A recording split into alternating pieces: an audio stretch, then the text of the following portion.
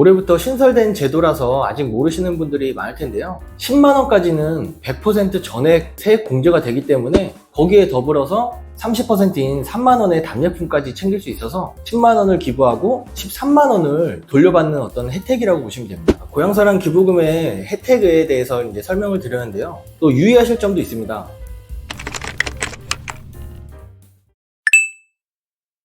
안녕하세요, 박세론입니다. 지난 영상에서는 연말정산 관련된 주제로 다뤄봤는데요. 그 내용 중에 이제 환급을 더 많이 받을 수 있는 방법 3가지를 소개시켜 드렸는데, 그 중에 첫 번째인 고향사랑 기부금 세액공제 제도에 대해서 아직까지도 잘 모르시는 분들이나 방법을 모르시는 분들이 있어서 이번 영상에서는 고향사랑 기부금이 어떤지, 세액공제는 얼마까지 받을 수 있는지, 신청 방법은 어떤지 자세하게 알아보는 시간을 가져보도록 하겠습니다.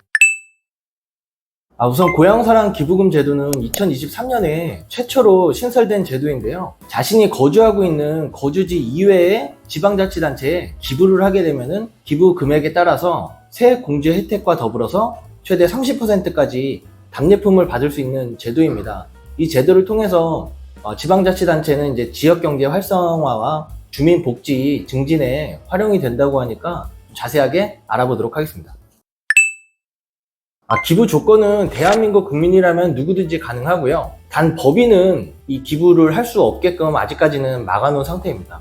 먼저 말씀드렸듯이 본인이 거주하고 있는 지역에는 이제 기부를 할 수 없고요. 그 이외의 지역에만 할 수 있고 최대 500만원까지만 기부를 할 수 있습니다.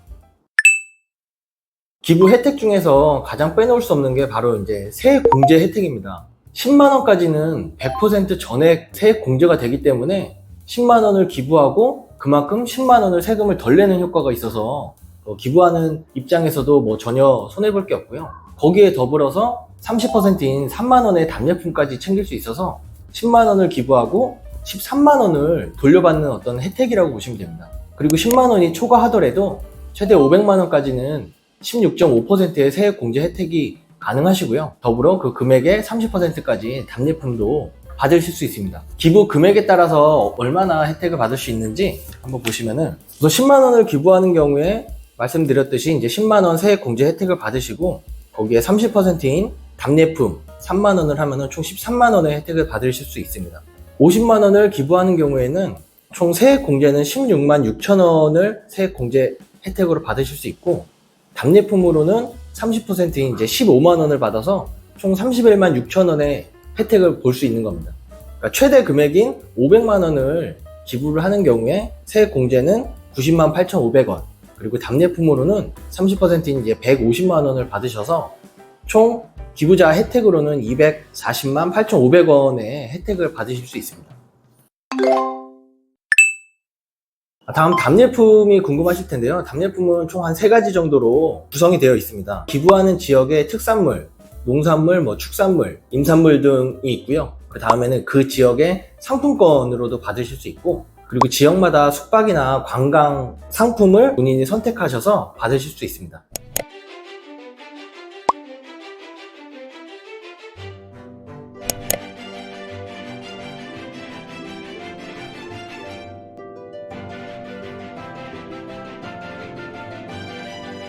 근데 기부하면은 기부금이 어떤 지방자치단체에 기부하는 것까지는 알겠는데, 그 기부금이 어느 단체에 어떻게 쓰여지는 것까지는 본인이 선택할 수 없는데요. 이번 영상에서는 본인이 기부할 수 있는 단체를 지정할 수 있는 사이트가 있어서 그 사이트를 소개를 해드리고 싶습니다. 위기부라는 사이트인데요. 위기부는 사회적 기업인 주식회사 공감만세가 만든 대한민국 최초의 고향사랑 기부금 홍보 포털 사이트라고 보시면 되고요. 위기부에서는 각 지방자치단체와 협약을 맺어가지고 지정 기부를 할 수 있게 점점 이제 확대될 예정이라고 하는데요. 지금 현재 이제 지정 기부를 할 수 있는 단체는 총 이제 3가지로 보시는 화면과 같이 선택해서 기부를 할 수 있다는 특색이 있습니다.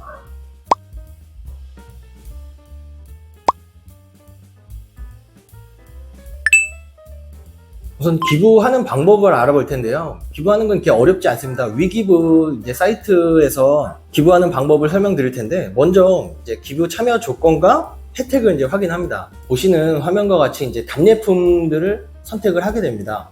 답례품의 종류마다 그 최저 기부할 수 있는 금액이 정해져 있기 때문에 본인이 얼마를 기부를 할지, 어떤 상품이 필요한지를 선택을 하셔가지고 이제 기부를 하시면 되고요. 기부는 이제 신용카드나 뭐 네이버페이, 카카오페이, 현금 계좌이체 모두 가능하시니까 본인이 편하시는 방법대로 기부를 하시면 되고, 여기서 더 나아가서 아까 말씀드린 본인이 원하시는 단체에 지정을 하셔서 기부를 할 수 있고, 경우에 따라서 이제 답례품 없이 기부를 하는 것도 가능합니다. 기부를 하시면은 먼저 말씀드린 이제 세액공제 혜택을 받기 위해서 지방자치단체에서는 이제 기부금 영수증을 발급을 하는데요. 아래 하단 쪽에 그 본인 인적사항과 개인정보 이용 정보 동의를 하시면은 세액공제를 받기 위해서 이제 지방자치단체에서 이제 기부금 영수증을 발행을 해주고 이제 국세청으로 통보가 되는데요. 고향 기부금 기탁서 접수를 위기부에서 한 번에 도와드리니까 그쪽에 이제 동의를 하셔서 기부를 하시면은 내년 1월 15일부터 국세청 홈택스에서 그 본인 기부한 내역을 확인할 수 있으니 그때 이제 확인해 보실 수 있습니다.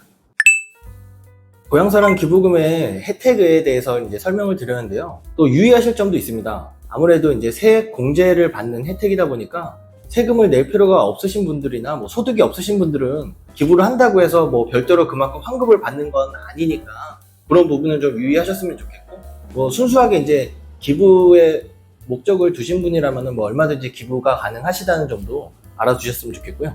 그리고 또 연말정산을 하는 근로소득자뿐만 아니라 종합소득세를 내는 뭐 사업하시는 분들도 똑같이 세액 공제 혜택을 받으실 수 있으니까 세금이 이제 발생되시는 분들이라면은 꼭 10만 원까지는 기부를 하시고 세액 공제 혜택을 챙기셨으면 좋겠습니다.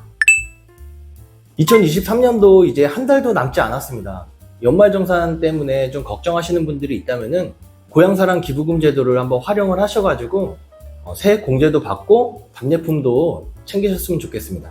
올해부터 신설된 제도라서 아직 모르시는 분들이 많을 텐데요. 10만 원 내고 13만 원 혜택을 받을 수 있는 유용한 제도니까 혜택 되시는 분들은 놓치지 마시고 꼭 활용을 하셔서 기부도 하시고 좋은 취지에 동참하셨으면 좋겠습니다.